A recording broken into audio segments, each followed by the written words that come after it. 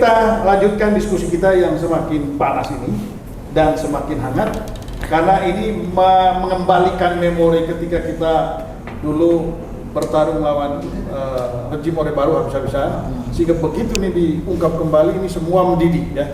Nah, dan tapi pertanyaan gini loh, Pak Jokowi ini kan sebetulnya orang yang benar-benar hanya menikmati hasil reformasi. Ya kan? Tidak berkeringat.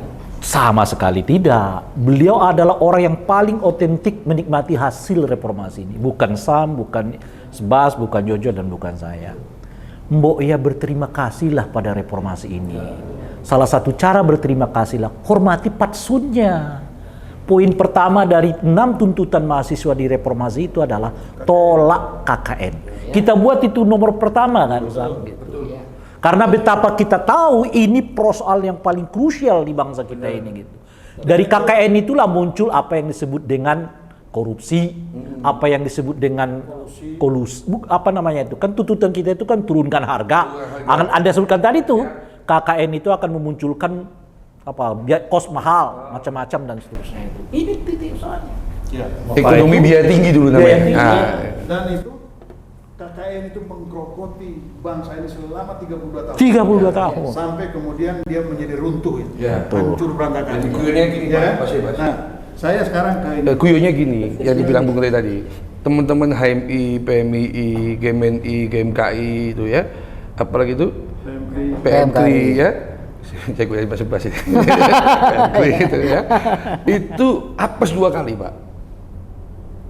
Jadi aktivis masuk organisasi kelompok Cipayung itu pikirnya dapat leadership training, gitu. Dulu zaman Pak Soeharto kelewatan oleh kelompok namanya Underbow Golkar, gitu. Gitu. Kelewatan nggak bisa masuk karena Underbow Golkar, FKPPI, gitu. PPM, AMPI dan sebagainya itu ya, macam-macam itu. Sekarang era Pak Jokowi kelewatan lagi, Pak. Oleh apa? HIPMI, Kadin itu kan. Apes 2 kali, Pak. Apes 2 kali. Iya, anak saya larang masuk GMKI, Pak. Saya larang itu. Saya ke Bung Jojo dulu. Iya. Ya, Bung Jojo ini kan kita menjadi sengit sekarang ini. Kalau Pak Jokowi ini bukan siapa-siapa, mungkin juga kita tidak membahas. Iya. Ya. Iya. Kalaupun dia mendorong anaknya juga, ya mungkin kita juga tidak akan mempersoalkan. Tetapi kenapa ini menjadi perhatian? Karena Pak Jokowi ini sedang berkuasa, dia presiden. Iya. Ya. Lalu kemudian anaknya bukan siapa-siapa saya kira. Iya. Ya. Lalu kemudian seperti dipaksakan untuk menjadi calon wakil presiden. Apapun upaya yang dilakukan di balik layar kita nggak tahu, tapi faktanya partai-partai itu manut aja. Ya kan? Lalu kemudian apapun yang dilakukan kita nggak tahu di balik layar, tiba-tiba MK itu manut aja. Betul. Dan terbukti bahwa mereka melakukan pelanggaran berat. Ketuanya bukan mereka. Ya kan? Ketua MK-nya bukan merekanya. Oh, semua kan kena sanksi juga. Ya, semua anggota yang lain kan nggak mungkin diputuskan oleh ketua sendiri. Hanya karena kebocoran. Ya. Kebocoran. Tapi faktanya itu tidak bisa diputuskan oleh satu orang. Jadi nggak perlu bela-bela juga. Yang lain itu, ya kan? Nah, tapi yang saya ingin saya tanyakan, apa bahayanya yang dilakukan oleh Pak Jokowi? Dia ini sebagai seorang presiden. Dan yang kita khawatirkan kan negara ini jatuh lagi ke lubang yang sama, ke rejim otoritarian baru. Betul. Saya bayangkan kalau ada orang gila gitu besok yang lebih bahaya dari Pak Jokowi. Ini kan sudah menjadi presiden nih. Betul ya. Apa yang menurut saya? Gini ya, ada satu ungkapan yang mengatakan bahwa orang yang tidak pernah belajar dari sejarah dikutuk akan mengalami sejarah yang sama. Ya. Nah, karena itu kalau misalnya kita sampai kepada satu rejim yang kemudian itu tidak demokratis, maka percayalah tidak ada pedal rem di situ. Yang ada cuma pedal gas saja. Ya, dan kita akan mengulangi hal yang sama karena tentu saja status quo akan berusaha untuk mempertahankan kekuasaannya. Ya. Dan kalau kita bicara soal yang paling menggemaskan itu adalah statement misalnya Gibran bilang, ya saya anak ingusan, tapi kalau saya anak ingusan kenapa takut dengan saya? Begini loh, ini bukan tentang elo gitu loh. Dia itu kecil, Gibran tuh kecil, Jokowi kecil ya.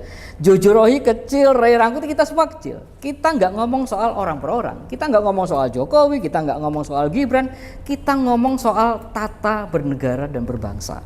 ya. Norma dan etika, fatsun politik, ya. Apa yang kemudian kita wariskan kepada generasi sesudah kita nanti. Kita bicara soal itu, bukan ngomong soal Gibran, bukan ngomong soal Jokowi gitu loh. Kebetulan aktor pemainnya sekarang adalah Jokowi. Ya, tetapi kita bicara melampaui orang gitu loh. Melampaui person, melampaui individu. Kita ngomong soal sistem, ya. Dan kemudian bahwa seolah-olah ada satu mimpi yang coba ditawarkan bahwa yang akan membawa Indonesia menuju perubahan itu adalah anak muda. Tetapi kita lupa bahwa sejarah pergerakan di Indonesia itu bukan didasarkan pada kelompok umur, tapi kelompok kelas. Dulu Sumpah Pemuda itu orang-orang muda, tapi orang-orang muda yang ada di kelas menengah. Tahun 66 pergerakan itu dipelopori oleh kelas menengah juga. Tahun 98 reformasi, roh spirit pergerakan itu ada di kelas menengah, gitu ya. Kalau kita belajar di negara-negara lain, ada. Kalau sekarang ini bagaimana? Ya makanya sekarang ini ada kondisi yang anomali di mana pergerakan mahasiswa seolah-olah senyap ya. Coba kita bandingkan dengan Ini senyap atau disenyapkan? Ya mungkin disenyapkan ya. Saya curiga disenyapkan. Kita melihat kasus Omnibus Law, betapa pergerakan mahasiswa ya itu begitu masif ya. Tetapi justru ada isu yang sangat krusial lebih dari isu Omnibus Law, diem gitu ya. Jadi karena itu maka sebenarnya sumber pergerakan kemajuan Indonesia itu bukan berdasarkan kelompok umur, bukan tua atau muda, tetapi kelas ya. Oke, engkau muda tapi engkau ada di kelas mana? Gitu ya. Jadi itu sejarah pergerakan Indonesia begitu ya, dari zaman ke zaman. Saya ke Bung Sem dulu. Ya, oke. Bung Sem, tadi melanjutkan yang dibahas oleh Bung Jojo itu. Saya ingat betul kita pernah ada upaya untuk 3 periode, Kak. Ya kan? Ya. Kemarin. Ya. Ini baru aja. Ya. Dan bersyukur itu gagal. Entah siapa yang memulai itu. Tapi ada upaya untuk masa jabatan presiden yang sudah diputuskan dalam konstitusi 2 periode, tapi itu mau dibuat supaya 3 periode. Ini gagal. Tapi kali ini sudah ada contoh nih. Oh bisa ubah kok melalui MK. Oh bisa kok menekan partai-partai politik. Apa yang Anda bisa tangkap dari itu dengan permainan yang dilakukan saat ini sehingga kita bilang ini ancaman serius loh buat masa depan bangsa ini dan masa depan. Kalau isu ini yang membuat Pak Jokowi itu meninggalkan Megawati Soekarno Putri dan PDI Perjuangannya, menurut saya masuk akal. Karena isu ini menghalangi nafsu. Karena menghalangi nafsu, dia lebih marah, bereaksi lebih keras dibanding cuma merasa terhina, tersinggung dan sebagainya itu. Yang karena ini keinginan untuk berkuasa dan jangan Pak Sibas juga mengalihkan kata-kata dari mana, nggak ada lagi Pak, kan nggak mungkin dari rumah kita Pak isu itu. Jadi isu 3 periode dari Iya yang berkuasa Pak untuk menambah kekuasaannya, kan nggak mungkin dari yang nggak berkuasa Pak. Mana ada yang nggak berkuasa mengusulkan dia itu nggak ngomong kosong itu, gitu ya. Bahwa ya ada pengamat, ada apa istilahnya itu pensurvei yang mengakui bahwa dia yang mengusulkan dia itu kacungnya yang ngusulin itu Pak. Iya, dia juga kacung doang sebagai alat pembenar. Nah, pertanyaannya kan ini bahaya dengan Pak, bahayanya apa Pak? Saya mau untuk presiden yang datang nih Pak. Satu Pak, Bapak lihat sisi spiritual dulu Pak. Saking bahayanya isu ini Pak. Oh ini spiritual. Iya, spiritual Bapak lihat itu patung Pandawa 5 itu 4-nya tumbang Pak. Di mana? Di depan balai kota Solo itu Pak. Kena angin, kena hujan kemarin Pak. Ya. 4 tumbang. Yudhistira, Bima, Nakula Satewa yang tetap berdiri itu Arjuna Pak. Artinya Punokawan 4 hidup semua itu patungnya Pak. Artinya saking bahayanya Pak. Kan patung itu dibuat di depan balai kota Solo untuk mewakili yang di belakangnya itu kan Pak. Patung itu merepresentasi Pandawa Pak. Dia Pandawa. Sekarang 41 Pak Pandawanya. Berarti dia Kurawa Pak sekarang Pak. Ya kan nggak mungkin disambal geledek lalu muncul patung Kurawa kan nggak mungkin Pak. Itu langsung fenomena alam Pak. Bapak ngomonginnya di luar Jawa nggak paham Pak. Hah? Bapak Nggak. di luar Jawa nggak paham. Pak Sebas, Jelas, Pak, maksudnya. jangan underestimate pada rakyat, Pak. Kita dulu Juli 97, itu pertama kali krismon. Bang, dolar naik, Pak. Semua orang diskusi sama, Pak. Rakyat belum paham, rakyat nggak paham, Pak. Ingat tuh, Pak, Juli 97 itu, Pak. Tapi begitu Januari masuk ke Februari itu cuma 6 bulan, Pak. 9 bulan. Langsung, Pak, semua paham, Pak. Bahwa kita berdebat di waktu pemilu yang sempit ini, dalam tempo 3 bulan, mampu nggak rakyat paham itu? Tapi saya yakin, Pak, dengan kasus 97 kemarin ke 98 itu cuma butuh 9 bulan, Pak, rakyat paham. Nah sekarang ini mungkin dengan teknologi canggih, dengan teknologi driven ini 3 bulan membuat rakyat paham, mungkin bisa, Pak. Dan mungkin pahamnya pun dengan silent.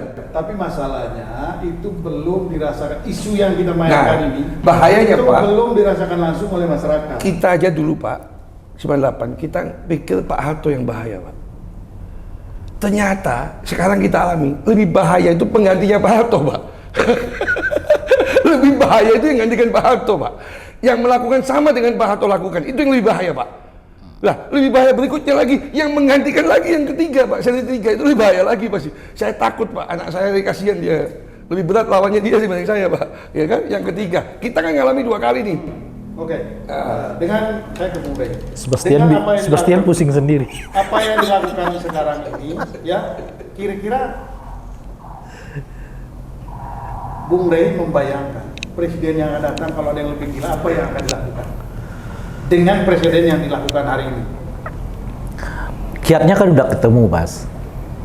Pertama adalah apa namanya itu, puaskan dulu masyarakat, ya kan? Kalau tingkat kepuasan di atas 80%, apa lo minta apapun, rakyatnya ikut juga, kira-kira gitu. Oke.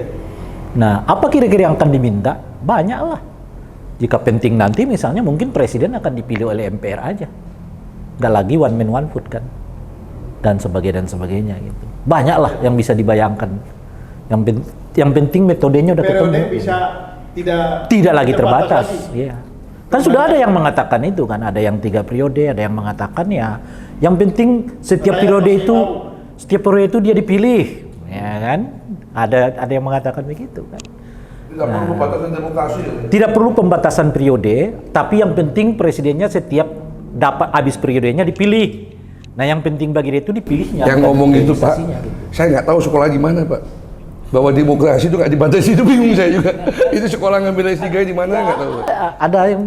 Nah, kalau kembali ke pertanyaan Bung Sebastian itu, yang penting kiatnya udah dapat. Naikkan dulu tingkat kepuasan publik dengan berbagai cara. Kalau di situasi seperti sekarang membuat kepuasan itu juga bisa kamuflase loh. Ya. Dengan Saya mau bermodal- tambahin Pak Sebas ya. Ya apa yang dikatakan Bung Ray, kalau kita ingat-ingat lagi sama, Pak. Cuma bedanya sekarang pakai instrumen survei. Ya. Dulu Pak Harto ngomong sama, Pak. Kenyangkan perut rakyat.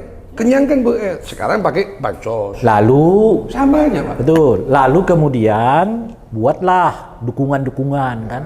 Muncul dari dukungan sana, muncul dari dukungan sini gitu. Dan itu kemudian didengungkan oleh para pendengung kan. Jadi seolah-olah memang dukungan begitu besar. Zaman Soeharto namanya kebulatan tekad. Kebulatan tekad ya. Persis kayak kemarin ya. Break yang satu ini.